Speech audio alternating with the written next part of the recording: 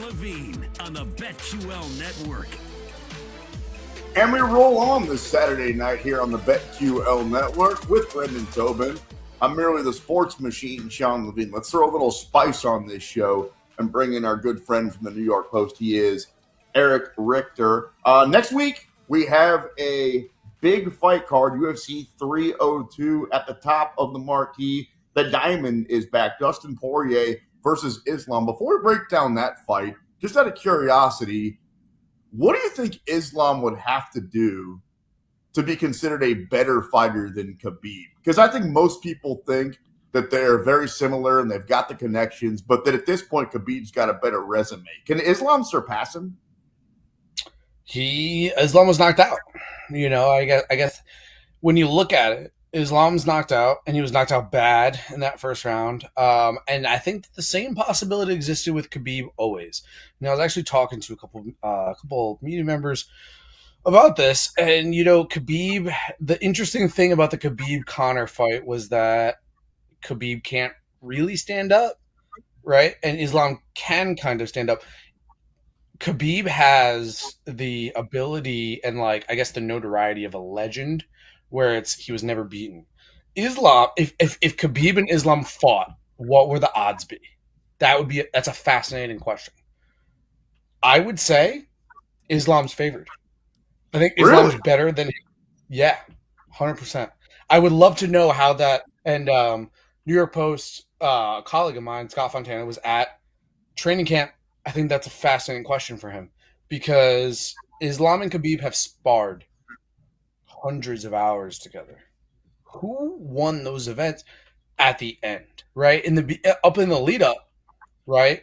I'm sure that Khabib won because Islam was coming up. Islam's the guy. I would love to see what it looks like now. I'd bet Khabib.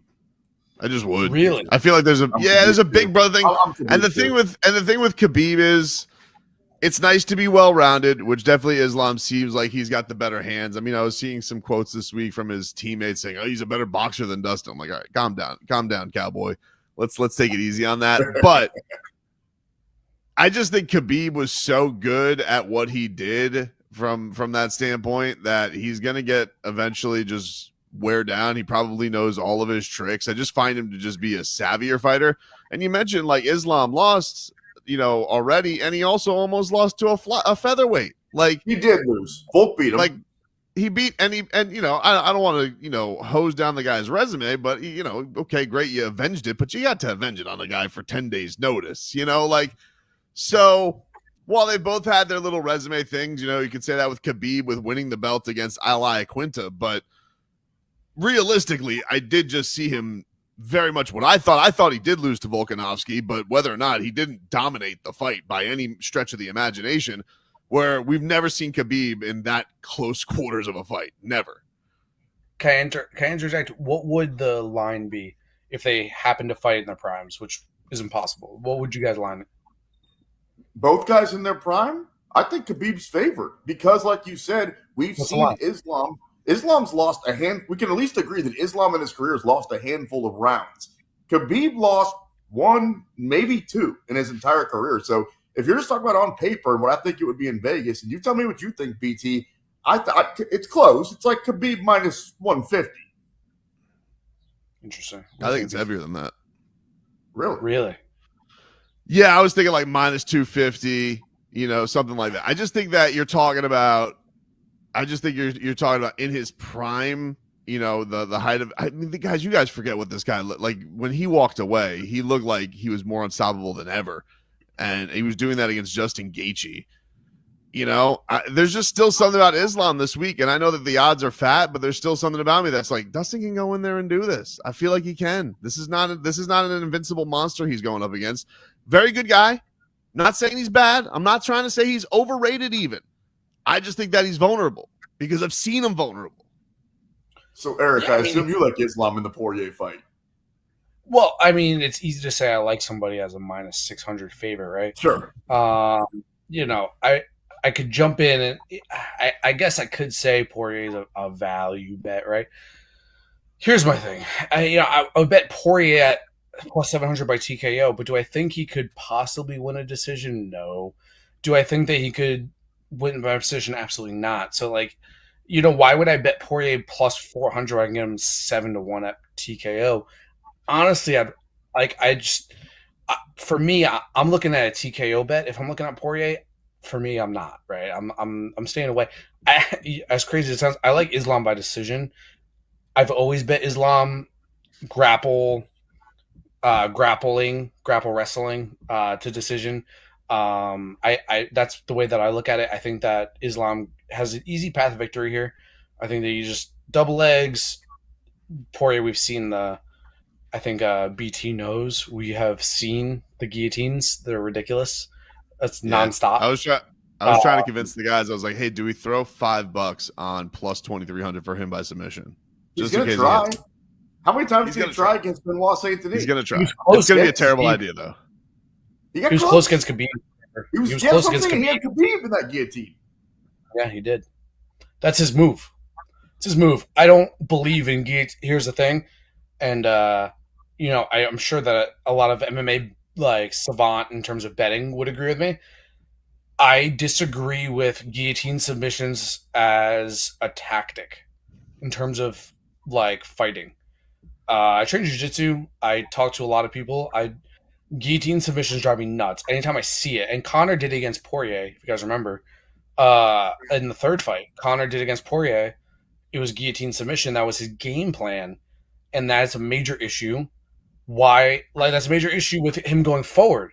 Why would you be going for guillotines in spots where you have? I mean, the chances of success in guillotines. I should personally do the statistics and find the percent of submissions that are guillotines. I'm pretty sure guess it's definitely one of the least common.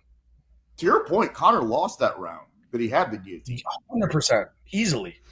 Yeah, I mean, it's not a bad point. Although it is fun when your guy jumps guillotine that you got money on by submission. You're like, squeeze, man, squeeze, and you jump off your futon and yell at your TV. But I get you. As far as success rate compared to maybe other submission attempts, maybe not the highest one. No, definitely not. Definitely not. I disagree with the strategy as a whole. Why would you give up your back? You don't want to be in your back at any point in MMA. In jiu-jitsu, it's different. But in MMA, that's why the problem is, right? Because when you're training MMA, you're training wrestling, you're training striking, you're training jiu-jitsu. 3 separate things, right? And then so when you're in an octagon, you're like, oh, I train this in jiu-jitsu so I can do it. It's not the same thing. You have to train all 3 at the same time. One thing that you always do have to account for in matchups, Eric, and I think one of the things that made maybe Khabib a little different than Islam is I don't feel like Khabib would ever deviate off the game plan. Like he always knew to get to his strengths and do it. But Islam has had some knockouts. He's shown that he does have hands. You see his camp talking a big game going into this matchup. Is there any element of, oh, I'm going to try and beat Dustin at his own game, and you worry at all that's going to cost him? Because it really only takes one little check hook from Dustin Poirier, and all of a sudden it's game on because he's got you right where he wants you. BT, that's such a good question. Honestly, it's a variable that you can't really account for. You know, I hope that happens. That'd be awesome if they stand up the whole time. Man, that's I believe he's coached by Rafael Cordero. I could be wrong on that, but I believe that Islam's coach Rafael Cordero. I would hope that he's well coached enough to get to that point. I I know Khabib's one of his top coaches. For me, it's so tough. Maybe he could strike with him long enough, but oh man, that's so hard to bet on. That's so hard to bet on for me. Like I guess it plays to my point of decision. Like if it isn't going well, right? If you strike for a round and you get knocked down the first round, you have an easy path victory. 2, 3, 4, 5. You could go 4-1 and win. Yeah, you could go 2, 3, 4, 5 and win 4-1. Like I guess it's the easiest path of victory. You can win by decision. That's why it kind of feeds into my point where if you were to bet on this fight, which I'm not saying bet on a minus 600 favorite, don't even put it in parlays, but a plus 800 on Islam by decision is a fine bet. I love that bet. I bet Islam by decision almost every fight. I I think that Dustin could have some success on the feet, but I don't think that it happens over 5 rounds, and I don't think he knocks him out. Talk a little fighting with our boy Erich Richter, the New York Post. Let's move on to the co-main event that night. Sean Strickland takes on Paulo Costa. I got question marks, a lot of them, about both these guys. Let's start on the side of Sean Strickland. Do we know if he's the guy that fought Izzy that night that looked like he could have beat anybody on planet Earth? Is that just him at his best, or do we really think that he's that good of a fighter? What are your thoughts on Strickland? I'm not a Strickland fan at all, actually. And I bet Dricus du Plessis, and yeah, it was a close decision. A lot of split decisions. I agree with the decision personally. Obviously, I had money on it, so I have a little bit of a biased opinion. For me, I also bet Paulo Costa against Robert Whittaker. I had both. So for me, I'm a believer in his opponent, and I'm a disbeliever in Sean Strickland. I think that's kind of where I'm at on it. For me, I think that Paulo Costa is a better athlete, and that's a fact. I mean, just look at their bodies, right? And I think that Sean Strickland is a minus 230 favorite because of his volume, which is a major piece, right? And it's a 5-round fight. Don't forget that. It's a huge piece of this 5-round fight, and odds makers are not expected to go to distance. Plus 154 on goes the distance. I think that Costa at his best is Yolo in the Yolo Romero fight, right? We saw that. But I mean, we've seen issues, right? And we've seen issues in volume. We've seen issues in the amount of damage it takes. I loved what I saw actually in his loss against Whittaker. I thought he was awesome. Didn't love what I saw against Marvin Vettori, and that's what odds makers are expecting. For me, I think the odds are wide here, and you guys might think I'm crazy in a 5-round fight to expect Strickland to lose in a fight, but I see value here on Costa at plus 190.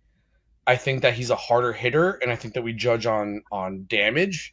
And I am not a believer at all in Strickland as a top tier contender. I think maybe he can point his way to a decision, but I think the damage is there to the point where plus 180 is value.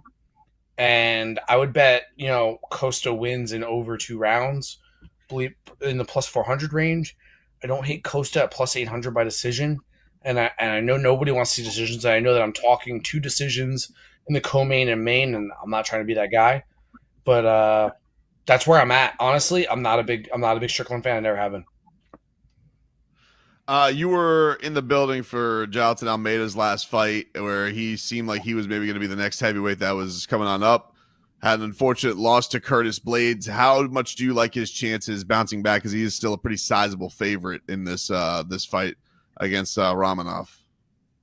Yeah, tough one. It's a tough one. He's so much smaller, right? But he's such a good grappler. Tough spot. Honestly, I would honestly be willing to stay away. I'll be honest. Romanov gasses, so I guess I'd be looking at round 2 and round 3 props on that. Romanov's cardio stinks, respectfully, of course. Very respectful. I would be looking at, yeah, of course. I would be looking at Almeida, maybe round 3 submission. You might get like 10-1 on something like that. Yeah, Jailton. I love Jailton. I mean, I actually had to bet on him to win the UFC title earlier this year. It's just, he lost that fight, and it kind of went downhill from there. Yeah. I love you, bud. You can go ahead and tear that ticket on up. That ain't happening. He maybe had an outside shot because he had a little bit of hype behind him, and he was fun. But yeah, I don't see that one happening. Right now, Almeida to win in round 3 is plus 900. So I said 10-1. You get a little bit less than that. That's probably where I'd be maybe a flyer on that, but it's really hard to bet. Romanov's tough. Romanov, he's a big guy. He's really big. Erich Richter, the Post. We love it when you stop by, man. We'll do it again soon. Thanks so much. Thank you, guys. Appreciate you.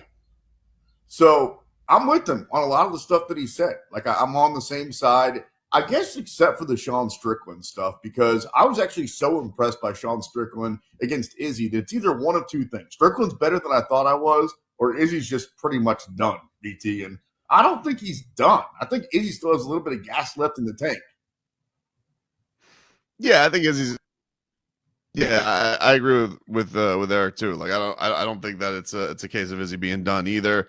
The one thing that I would say is that the idea of it being a 5-round fight, that's the thing that just leans Strickland for me. I'm not the biggest Sean Strickland fan either. That just makes to me seem like, all right, that's his playpen. So if he gets out of whatever whatever flurries he's going to get from Paulo Costa, I feel like Sean's just going to be built for that. But we'll find out, man. It's a hell of a matchup, and it'll be interesting to see how it plays out. I thought I just heard somebody's voice in the background. Who the F was that guy? Oh, that was our boy, Eric. Eric, we'll catch up soon. BT, I'll see you on the other side. Jake, maybe. I got a Levine's list for you coming up next right here on Tapped Out.